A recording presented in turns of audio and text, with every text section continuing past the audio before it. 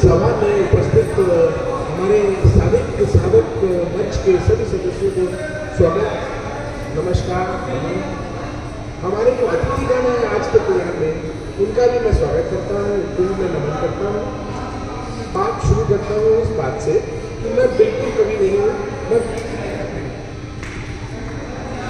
मैं इस मंच का दूसरा सदस्य जरूर हूँ, लेकिन रचना मेरी कच्ची है। अब कवि बनने कैसे, लोगों ने बोला कि कवि बनने कैसे कवि बना, मैं पहले साप्ताहिक टास्क मिलते थे, उनको मैं छोड़ देता था। कारण कि मैं बोलता मुझे लिखना नहीं आता। मैं लेख लिख सकता हूँ, कविता तो बिल्कुल नहीं लिख सकता। तो एक दिन नीलम जी ने मेरी क्लास लगा दी। तो ये तो टास्क कविता का नहीं था, फिर आपने क्यों नहीं किया? उस दिन के बाद से मैंने सोचा कि प्रिंसिपल साहिबा के संरक्षण में रहने का कोई फायदा नहीं होगा, अब मुझे कुछ लिखना ही पड़ेगा। तो उसके बाद से मैंने कुछ प्रयास शुरू किए और कुछ लिखना शुरू किया। तो नीलम की है, अगर किसी को लिखना नहीं आता है तो उनसे संपर्क करें, आप एकदम लिखना सीख जाएंगे, गारंटी। मोदी जी वाली। तो मैं बेसिकली मैं तो टेक्निकल इश्यूज को ज़्यादा देखता हूँ उस मंच पे। अगर इसकी पुस्तक बनानी है, इसका संकलन निकालना है, इसके यूट्यूब पे रिकॉर्डिंग्स पोस्ट होनी है, वीडियो एडिट होनी, इन काम को मैं ज़्यादा देखता हूँ। तो इन सब काम के माध्यम से मैं आपके काम को प्रेजेंट जरूर कर रहा हूँ, लेकिन मेरा पीछे है। आप जैसे जानते हैं कि हम लोग सप्ताह में 2 टास्क देते हैं और उन टास्क पे आपको लिखना होता है। यूँ लिखना आसान है, लेकिन अगर कोई विशेष टॉपिक पे लिखना हो तो ये थोड़ा मुश्किल काम है। उसके लिए आपको प्रैक्टिस करनी पड़ती है, अदरवाइज आप उस तरह का लिख नहीं पाएंगे। तो ये धीरे धीरे प्रैक्टिस शुरू हुई और साल भर से सब लोग लिख रहे हैं, नियमित रूप से लिख रहे हैं और अच्छा लिखने का प्रयास कर रहे हैं। इस समय लोग बहुत ही अच्छा लिखने लगे हैं।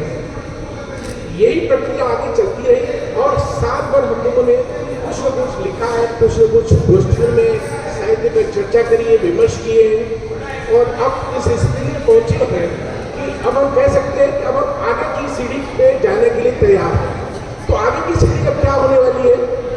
अभी तक हम लोग ज़्यादातर कविताएं छंद लिख रहे हैं, लेकिन अब उसको चेंज करने की कोशिश करेंगे।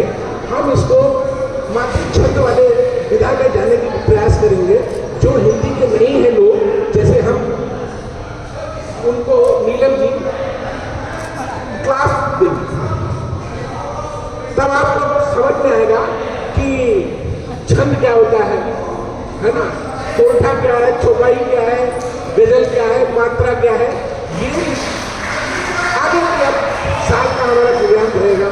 दूसरा हमने बोला कि अब अभी तक हम तो कुछ कहानियाँ भी लिख रहे थे, कहानियाँ इंटरेस्टिंग बने, इसके लिए हम लोग कोशिश कर रहे थे कि उसमें कुछ गीत भी ऐड किए जाए। तो गीतों भरी कहानी हम लोग हर गोष्ठी में कोई ना कोई हमारा सदस्य एक कहानी पढ़ता था और उसमें अंदर के गीत भी उसमें जोड़ता था, जिससे वो कहानी इंटरेस्टिंग लगती थी और सुनने में सबको आनंद आता था। उस प्रक्रिया से अब हम आगे बढ़े और अब हमने ये तय किया है कि आगे से जो कहानियाँ होंगी उसमें जो पात्र होंगे उनके पात्र का रेडिशन अलग अलग लोग करेंगे। अगर पुरुष का पात्र है तो पुरुष कोई करेगा, अगर कोई महिला पात्र है तो उसमें महिला पात्र अपना भाग निभाएगी। तो ये तो हुआ हमारे कार्यक्रम का आगे की बात कि हम किस तरह से आगे बढ़ रहे हैं। आगे हम लोग ये भी प्रयास करने वाले हैं कि इसमें से कुछ मैगजीन प्रिंट में भी निकले। अभी हम स्पंदन पत्रिका, हमारी मासिक पत्रिका है, इसके बारे में आ चुके हैं और वो सभी के पास अवेलेबल है, ऑनलाइन अवेलेबल है। आपको किताब ले जाने की जरूरत नहीं, आप कहीं भी उसको खोल के किसी को पढ़ा सकते हैं, खुद पढ़ सकते हैं, खुद उसका आनंद ले सकते हैं, दूसरों के लिखे का भी आनंद आप ले सकते हैं। तो इस तरह से अब इस पत्रिका को ऐसा विचार भी आया कि इसको पूरा प्रिंट फॉर्म में भी लेके आते हैं, तो भविष्य में इसके ऊपर प्रयास रहेगा कि एक प्रिंट फॉर्म में भी आए। और जैसा राशि जी ने बोला कि उनकी कविताएं तैयार हैं, इनका जी ने बोला कि उनके पास बहुत सारी कविताएं और कहानियाँ लिखी हुई हैं अब इस समय पे। तो हम एक्सपेक्ट करते हैं कि अगले साहित्योत्सव में कम से कम 5 पुस्तकें आपको प्रिंट करानी है और यहाँ पे विमोचन होगा। 5 पुस्तकें कम से कम, ज़्यादा हो सकता है, दीप्ति जी भी तैयार है। तो ये प्रयास हमारा आगे बढ़ेगा। अब मेरे ख्याल से मैं कविता भी सुनाई थी,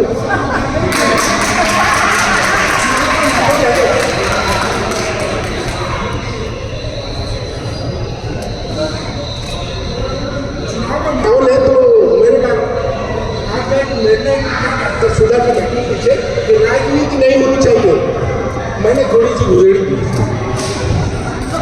तो दिल्ली में होली के मौसम में चुनाव का ऐलान हो चुका है।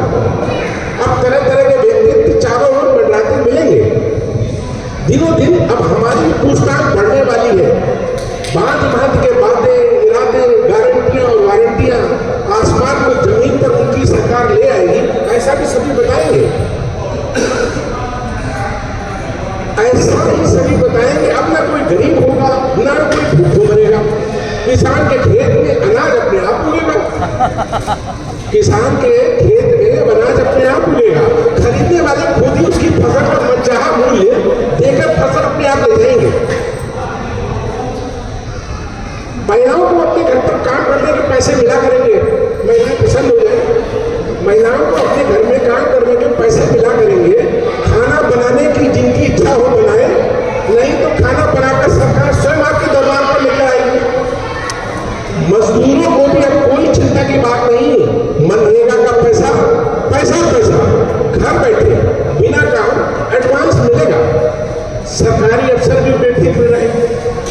कभी कभी यदि मूड बने तो घर से ही कुछ कर दे।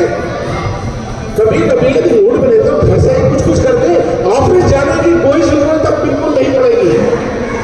बच्चों को शिक्षा का नया प्रबंध किया जाएगा। पूरे पाठ्यक्रम को होम्योपैथिक गोलियों के साथ मिलाकर हंसते हंसते दिया जाएगा। परीक्षाओं के लिए भी नई विषय वस्तु बनेगी। परीक्षा पत्र के साथ उत्तर पुस्तिका भी लिखकर देगा और सबको पूरे नंबर मिलने की गारंटी सुनिश्चित की जाएगी। खेल कूद के लिए एक मोबाइल हर बच्चे को दिया जाएगा। अभिनेताओं और आपकी पसंद की अभिनेत्रियों को आपके नजदीक पार्क में कार्यक्रम करवाए जाएंगे। नल और जल फिर घर, ये प्रबंध बहुत हो चुके।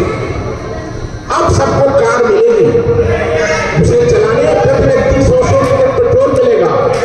नल से जल तो आएगा ही, दूध भी अब नल से मिला करेगा। और पीने वालों को घर में एक नल मदिरा सेवन को अतिरिक्त मिलेगा।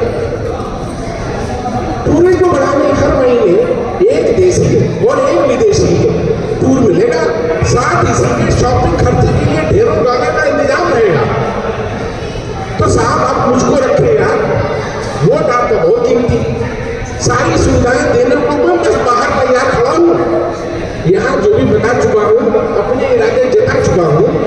इन सबके इतर आपके एक इशारे पर चिंता नहीं, मैं आसमान में हिला दूंगा। बस करना इतना है आपको, होली के दिन मेरे चुनाव चिन्ह होली की पिचकारी पर रंग लगाकर या फिर अपने ऊपर ही रंग लगाकर मुझे सशक्त बना सकते हैं। मेरा घोषणा पर नजर आपके, मेरी किस्मत भी हाथ आपके। बस और क्या कह सकता हूँ। तुम्हें माता पिता तुम्हें, तुम्हें सर्वदेव, तुम्हें